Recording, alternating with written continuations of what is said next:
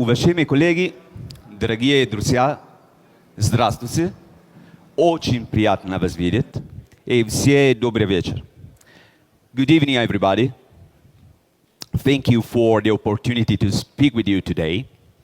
This is also my first time at ZeroNights. And first times can be unforgettable. First times should be unforgettable. The first love, the first concert, the first kiss, and the first man-in-the-middle attack. Of course, I remember the supposedly first time when I was man-in-the-middle attack. Do you remember yours? I had configured a client to pull logs from a web server via an SSL connection over the Tor network. After some time, as new circuits were established, a new pull request failed to connect due to a certificate error. So I dumped the server certificate I was getting from the network endpoint and found it to differ from the one I was expecting to see. And at that time I realized, oh my gosh, I'm getting man-in-the-middle attack. And the next thing I say to me is, wow, this is so cool. This is so cool how many security philosophers have the ability to study their attack network flow from the inside out. First times are unforgettable. If only we could notice them. I hold dear the memory of a true positive, but this event is possibly outnumbered by the false negatives.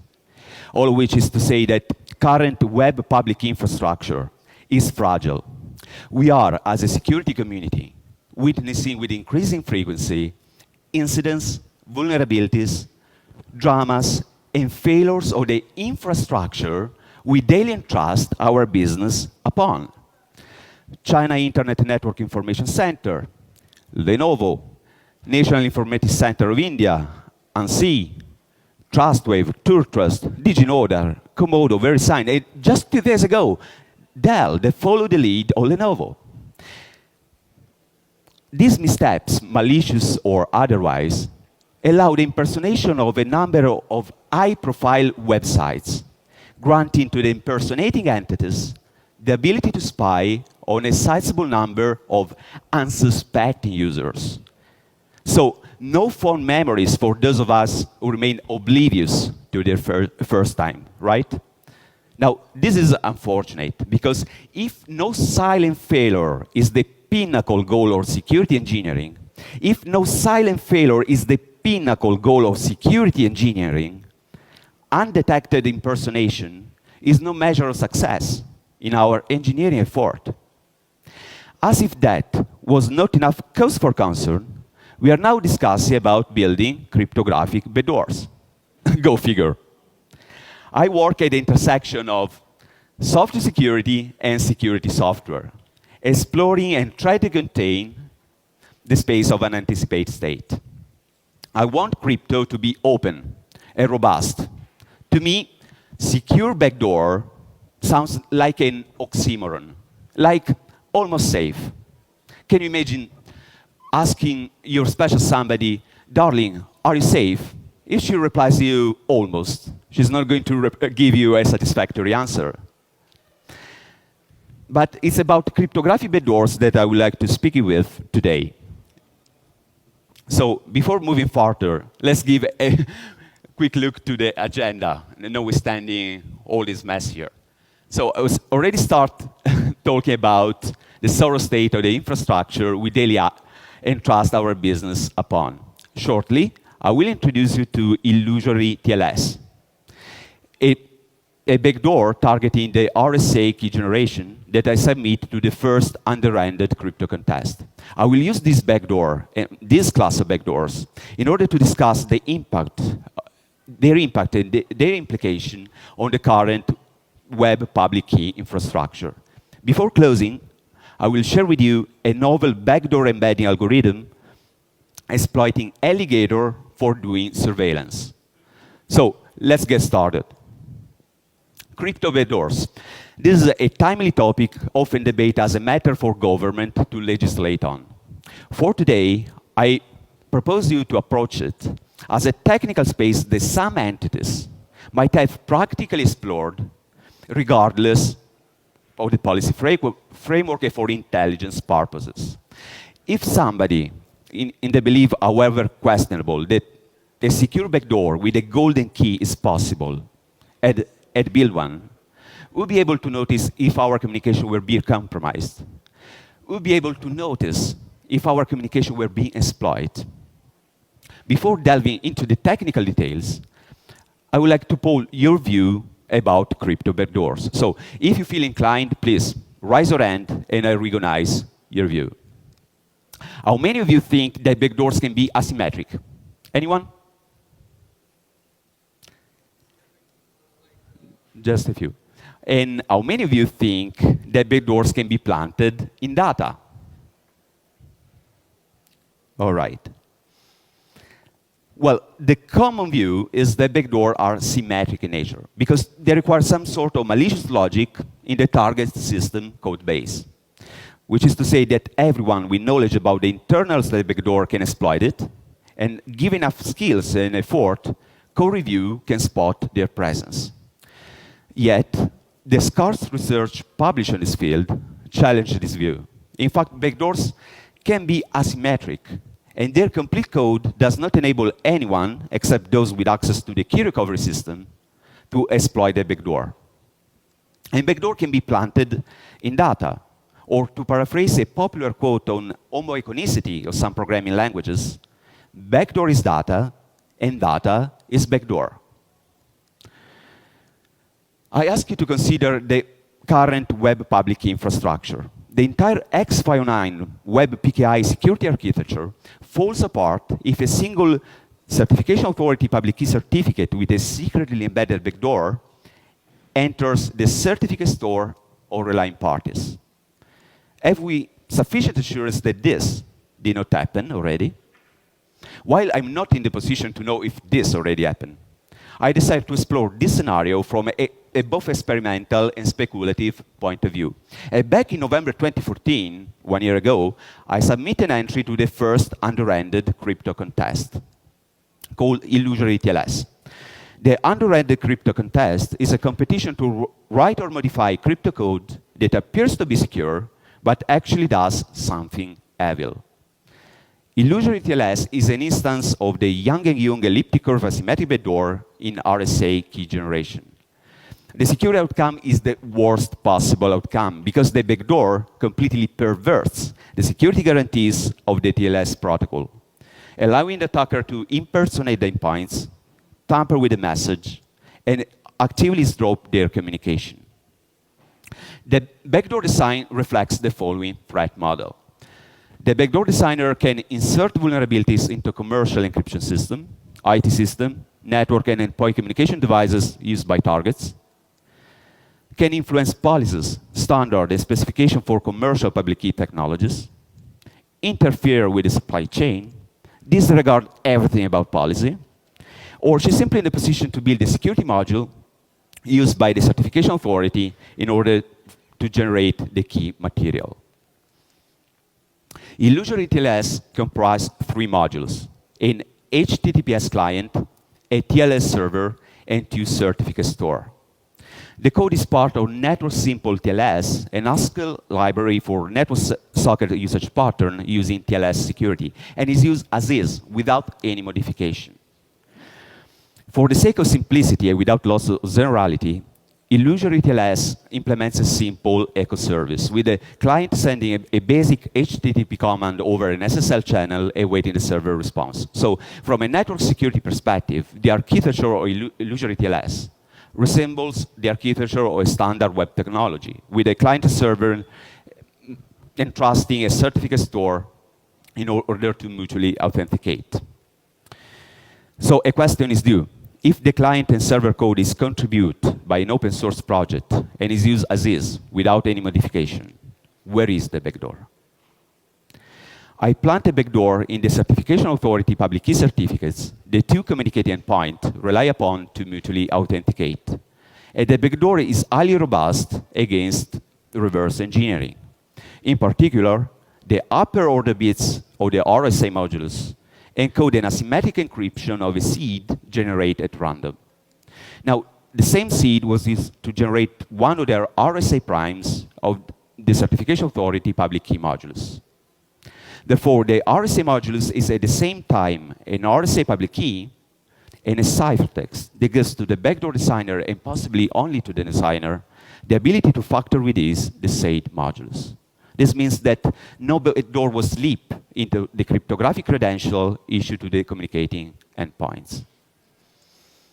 The security notion implemented by illusoryTLS is 20 years old. Adam Young and Moti Jung introduced the notion of secretly embedded trapdoor with universal protection, or setup, at Crypto 96. illusoryTLS is an instance of the Young and Jung elliptic curve asymmetric backdoor in RSA key generation. And this work built upon the work they published in the proceedings of selected areas in cryptography in 2005. The same authors provide a work implementation at cryptovirology.com. illusoryTLS provides some noteworthy security properties. The first of which is the nobody but us, or NABUS. This means that the exploitation requires access to resource not embedded in the backdoor itself. In this case, the secret resource is an elliptic curve private key. Therefore, the vulnerability can be exploited by the backdoor designer and by whoever gains access to the associated key recovery system. So before moving further, I would like to ask you one question. How many of you believe that it's possible to forbid an enemy intelligence organization from gaining access to a private key? Well, I expect that those of you who are inclined to believe that it's possible to forbid an enemy intelligence organization from gaining access to a private key would be also inclined to regard this class of backdoors as possibly secure. Vice versa, at the same time, I expect that those of you who are inclined to regard all measures to prevent the disclosure of the private key to be circumventable, to be inclined also to regard cryptographic backdoors as inherently insecure. But on the top of the nobody but us security property, illusoryTLS implements some other properties, such as indistinguishability. As long as a computational hardness assumption called elliptic curve decisional diffie-Hellman holds, the backdoor key pairs appear to all probabilistic polynomial time algorithms like genuine RSA key pairs. This means that black box access to the key generator does not allow defection. Furthermore, the backdoor is forward secure. So if a reverse engineer breaches into the key generator, then the previously stolen information remains confidential. And this backdoor is reusable because it can be used multiple times and against multiple targets. Therefore, it's interesting to look at the impact and the implication of this class of backdoors on public key infrastructure. The attacker can use the private key recovered by factoring the RSA modules in order to break the TLS security guarantees at will, exposing the communicating endpoint to a variety of attacks, ranging from impersonation to message tampering into active dropping of their communication whenever the attacker mounts a man-in-the-middle attack, not necessarily for the first time. This means that for the attacker, there's no need to have access to any private key used by system actors, and there's no need to tamper with the communicating endpoints. What the attacker needs to do is to retain control over the key generation of the target RSA modules. Therefore, I wonder, is the malicious implementer a threat mitigated by IT product security certification? Later, I will briefly review the security requirements set forth in the most common protection profile and demanded by industry organization, and I will argue why this is not the case. Before doing that, I would like to spend 2 minutes longer analyzing the impact and the implication of this class of backdoors on public key infrastructure.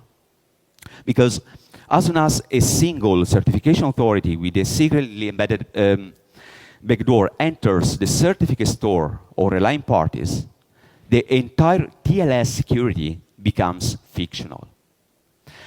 As you may have already found out by experience, one rotten apple spoils the whole barrel.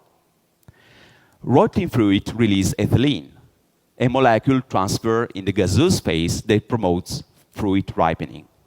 In the X509 setting, universal implicit cross-certification is the ethylene of trust. Almost prophetically, the structural formula for the ethylene molecule, C2H4, proves to be a schematic diagram for cross-certification. Here it is. Cross-certification enables entities in one public infrastructure to trust entities in another public infrastructure. This mutual trust relationship should be typically supported by cross-certification agreement between the certification authority of each public infrastructure. So the agreement establishes the responsibilities and the liability of each party. Whenever we have a mutual trust relationship, each certification authority is required to issue a certificate to the other party in order to establish a relationship in both directions. The path of trust is not necessarily hierarchical, although the different PKI can have certificate hierarchies. What is important is that after two certification authorities have established and specified the terms of trust and issued the certificates to each other, entities within the separate public infrastructure can interact subject to the policies specifying the certificates. How beautiful. How beautiful, but this is just a theory. In practice, most current public infrastructure software employs a form of implicit cross-certification in which all root certification authorities are equally trusted. And this is equivalent to unbounded cross-certification among all certification authorities. Therefore, any certificate can be trivially replaced by a masquerader certificate from another certification authority, and the security of any certificate is reduced to the security of the least trustworthy certification authority who can issue a bogus certificate in order to usurp the legitimate one at the same level of trust. The bogus certificate issued to the Egypt-based MCS holdings installed in a man-in-the-middle proxy, as well as the Lenovo man-in-the-middle hardware, are just two examples of exploitation of this vulnerability. All of which is to say that universal implicit cross-certification, or the lack of boundaries on signer authorities, is to security, or the absence of mitigatable surprises, what ethylene is to rotting fruit. It makes the whole PKI as weak as the weakest link. Now, an asymmetric backdoor with the promise of exclusive exploitation may attract multiple attackers. And with multiple attackers going after a technical opportunity, the nobody but us security property will quickly turn into the everybody else but me security concern for those left behind. A race to exploitation may ensue, leading to a Me Too effect, a scenario that would negate any meaningful security whatsoever. And No Security is a pretty good album, by the way. Therefore, while dealing with this class attack in the X509 setting, it's not sufficient anymore to don't outsource the key generation step. But it becomes essential to have assurance about the security of each implementation of vulnerable key generation algorithm employed by trusted credential issuer. At this time, we have 188 Trusted Certification Authority public key certificates installed in the certificate store of OS X El Capitan. And a similar number of certificates are installed in the Firefox, Google Chrome, and Microsoft Windows certificate store. Have we sufficient assurance about the 100 certification authority certificates we daily entrust our business upon?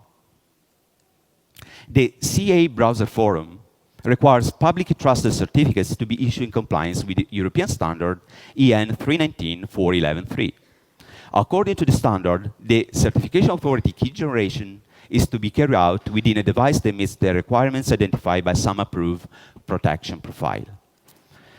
SAN Workshop Agreement 14167, Part 2, 3, and 4 are three of those protection profile. The assurance level is EL4 augmented.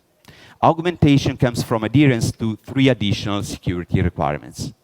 These security requirements are focused on assessing the vulnerabilities of the target evaluation and guaranteeing the implementation representation is an accurate and complete instantiation of the target evaluation security functional requirements.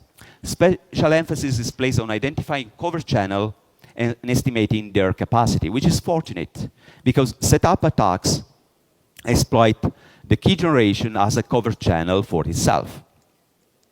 But at the end of the day, is the developer to be in charge for the vulnerability assessment and the documentation phase. And this clearly conflicts with our threat model, right? The evaluator is left with the documentation and the implementation representation to be assessed. So can the presence of backdoor be ruled out at the required assurance level? If the evaluation was to be carried out at EL6 or EL7, the evaluator could have made use of formal methods, which are beneficial. They don't solve anything, but they are beneficial. But at EL4, the implementation representation may render backdoor detection unlikely. Just think about how hard can be to exploit, to detect the presence of malicious logic, look into the hardware description language provided at design time, or the netlist provided at the fabrication time. Therefore, the key takeaway I would like to leave you with today is that as long as the implementation of RSA or other algorithms vulnerable to this class of backdoors used by trusted entities cannot be audited by relying parties, that any trust anchors for the same trusted entities is to be regarded as a potential backdoor. Which is to say that as long as the implementation of RSA cannot be RSA or more generally algorithms vulnerable to this class attack cannot be audited by relying parties, the assurance provided by illusoryTLS, none whatsoever, is not any different from the assurance provided by systems relying on TLS and RSA certificates for origin authentication, confidentiality, and message integrity guarantees. A number of mitigations exist on paper, ranging from key pinning to proper explicit cross-certification, but none of them has been widely deployed yet. So we have a problem. We have an open problem. But let's look to the most funny part of this. Because the subtleness of the backdoor planted in cryptographic credential resides in the absence of malicious logic in the system whose security it erodes. We have no malicious logic in the communicating endpoints. Admittedly funnier, though, is the backdoor embedding algorithm. Today, I would like to share with you a novel backdoor embedding algorithm. Few weeks after my submission to the under-ended crypto contest, Ryan Castellucci submitted his attack variant, shared his attack variant on GitHub. So I would like to start from this. The idea is to embed the curve25519 public key into the key generator and generate an ephemeral curve25519 key at random. Using these two keys, it's possible to compute a shared secret using elliptic curve Diffie-Hellman. And we can use the shared secret to see the cryptographically secure pseudo-random number generator based on AES running counter mode or other algorithm. Using the generator, we can generate a standard RSA key pair and replace 32 bytes of the generate modulus with ephemeral curve25519 public key. Using this quantity at the original prime factors, we can compute 2 new primes leading to a new modulus embedding the ephemeral public key and output an RSA key pair with a backdoor embedded within. In order to perform a key recovery attack, the attacker starts extracting the ephemeral curve25519 public key from the target modulus and computing the shared secret using elliptic curve Diffie-Hellman. In order to do that, the attacker needs to have access to the public key associated to the public key embedded in the key generator. Therefore, we have the nobody but us security property. The attacker used this shared secret to seed the same cryptographically secure pseudo-random number generator and generate a standard RSA key pair. Replace 32 bytes of the generate modulus with the ephemeral curve25519 public key, and use this quantity and the original factors, computes 2 new primes leading to the target modulus embedding the ephemeral public key. And the key recover attack is there. The attacker can output the recover RSA private key. Now, although the idea is nice, the key pair generated using this algorithm falls short in terms of indistinguishability. Therefore, the scheme should be regarded as broken. In fact, it's easy to tell backdoor certificates apart from genuine RSA certificates using only black box access. Does anybody of you see why this is the case? Anybody? Well, what we're doing here is to embed the public key into the RSA modulus, right? But elliptic curve public keys are point on the curve. And elliptic curve point can be easily distinguished from uniform random strings because they satisfy the elliptic curve equation. So a security evaluator could check if the coordinates encoded using the candidate 32 bytes substrings of the modulus satisfy the elliptic curve equation. Can we repair the backdoor? How to do that? Any idea?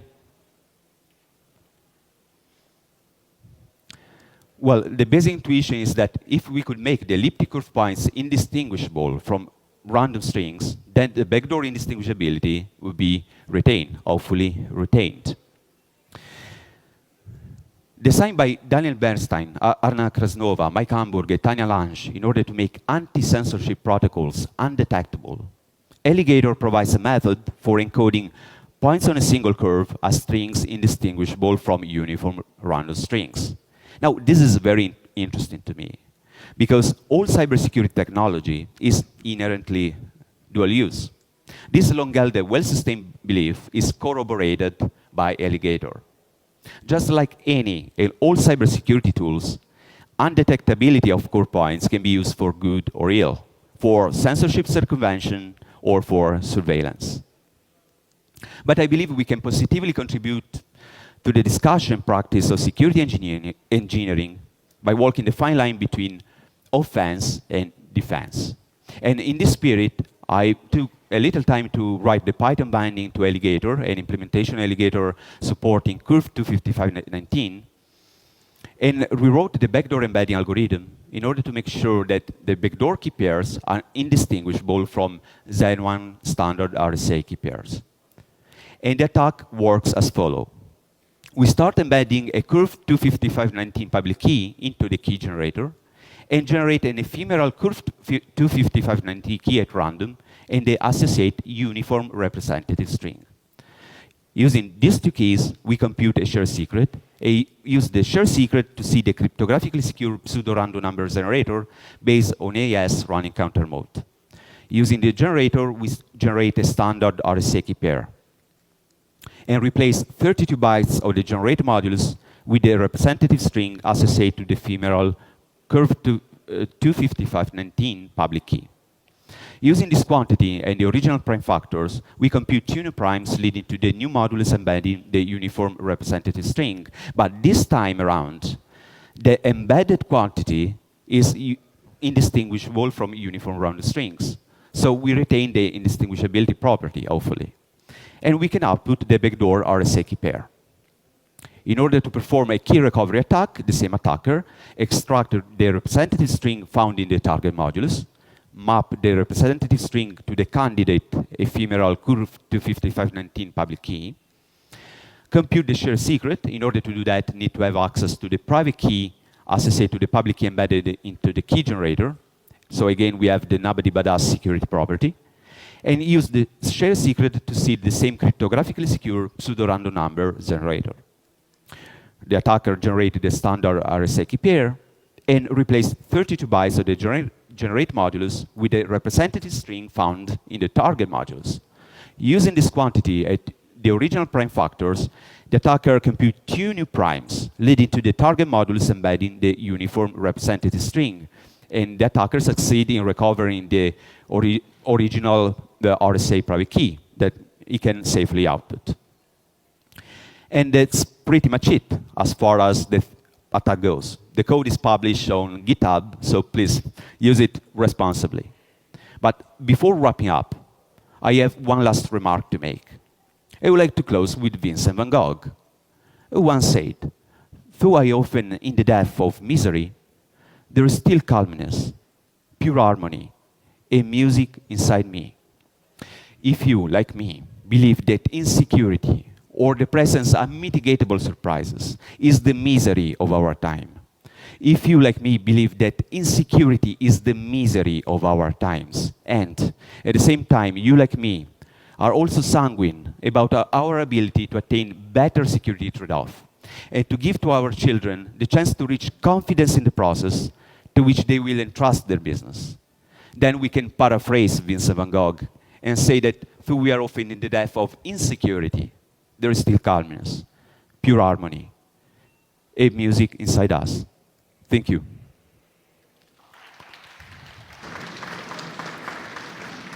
Any questions?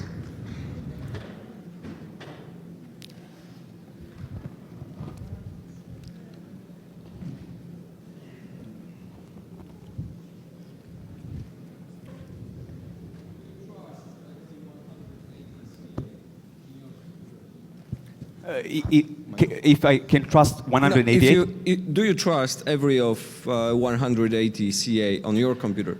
Well, actually, I don't, but I can do anything meaningful to retain security while using my computer. So I live into the sorrow state of the current public key infrastructure. As a point in case, just 2 days ago, we found out that Dell is following the lead of Lenovo, installing a rogue certification authority in their computers. And not only, on the top of that, there are software vendors publishing their app in their app stores. They are doing likewise. They install rogue certification authorities. Unfortunately, the technical measure in order to prevent the exploitation of this trust relationship exists in our PKI technology standardizing the Internet Engineering Task Force, but we are not using those mechanisms as they are expected to be used. So we are exploitable, we are vulnerable nowadays. Yeah, there is one more question right there. Microphone, please. Thank you. What do you think about DNSSEC? And if you know the DANE protocol that possible to issue it self-signet certificate and put the fingerprint in DNS? Well, the idea in general to build trust on the top of the naming hierarchy is nice in theory. But I believe that along the path of the standardization effort, we lose a bit of sight of some important technical details, and I'm not persuaded that DNSSEC is going to solve our security problems nowadays, this class of security problems, actually.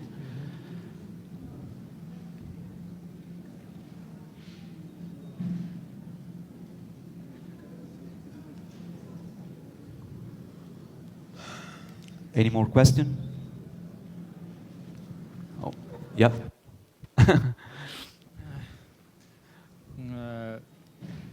Sorry if I'm somehow don't understand something from your speech, but can you answer me? Are there real backdoors in TLS now or not? Well, have you seen one? Well, there is the possibility to exploit some vulnerabilities that are right there. I'm not in the position to know if somebody is actively exploiting them, because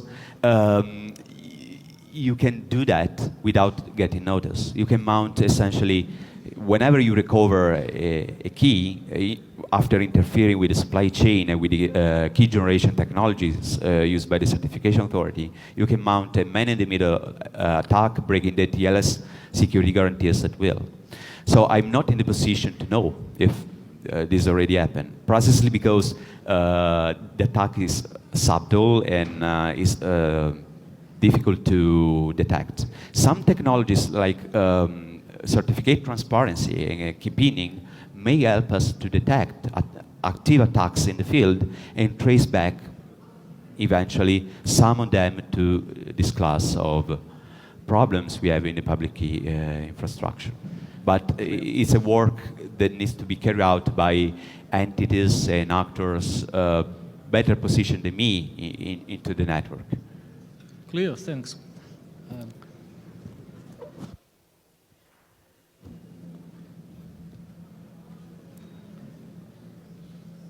Any more questions?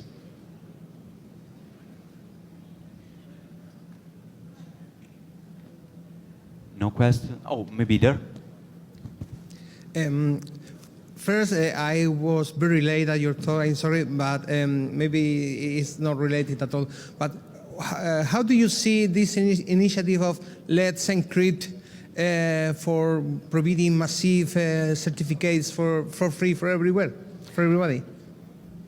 Oh, well, on the one hand, the idea is nice because we can placing all security stakeholders, all users of public infrastructure in the position to have it essentially for free and to automate the renewal of their certificates. So on one side, this is a positive initiative that I welcome and I believe I will be using also Let's Encrypt certification authority. That said, at the same time, there are some underlying problems, technological problems, that are orthogonal to all certification authorities. And they are related to how public infrastructure work or don't work nowadays. So there are some industry-wide challenges that need to be addressed. And Let's Encrypt will need to face them like anybody else.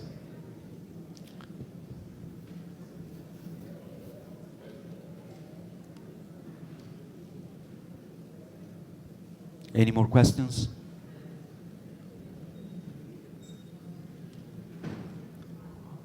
Anyway, I will be hanging around here today and also tomorrow, so feel free to catch me around and keep discussing. Thank you. Thank you.